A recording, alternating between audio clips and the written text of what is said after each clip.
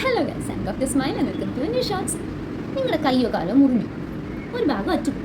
നിങ്ങൾ എന്ത് ചെയ്യും? വേദന മാറ്റാൻ നോക്കുമോ, അല്ലെങ്കിൽ ആ മുറിവ് ഉണക്കാൻ നോക്കുമോ?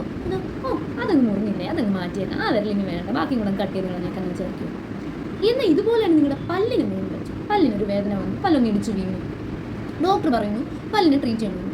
നിങ്ങൾ പറയുന്നു വേണ്ട, എന്തിനാ പൈസ കളയുന്ന പല്ലിന് വേണ്ടി? ഒരു പല്ലങ്ങനെ എടുത്ത് കളഞ്ഞേക്കുന്നേ.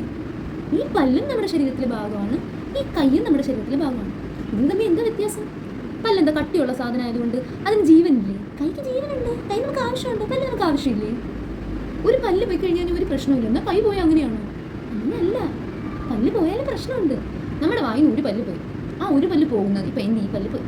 അപ്പോൾ അതിനപ്പുറം ഇപ്പുറമുള്ള പല്ലുകൾ മുന്നോട്ടും പുറകോട്ടും വരികയും അത് നിരയായി വരാൻ ശ്രമിക്കും. അപ്പോൾ നമ്മുടെ പല്ല് തമ്മിലുള്ള കടി തെറ്റുകയും ചെയ്യാണ്. അപ്പോൾ നമ്മുടെ മൊത്തം പല്ലിന് വേദനയും ഭക്ഷണം കഴിക്കാൻ ബുദ്ധിമുട്ടും, പിന്നീട് ആ കടി തെറ്റുന്നത് വഴി ഈ ജോയിൻറ്റിന് വേദന ഉണ്ടാവുകയാണ്. സോ നമ്മുടെ ഈ ഒരു വിരൽ പോകുന്നത് വഴി ഉണ്ടാകുന്ന ഒരു ഡിസബിലിറ്റി തന്നെയാണ് നമ്മുടെ ഒരു പല്ല് പോകുമ്പോൾ നമുക്ക് ഉണ്ടാകുന്നത്.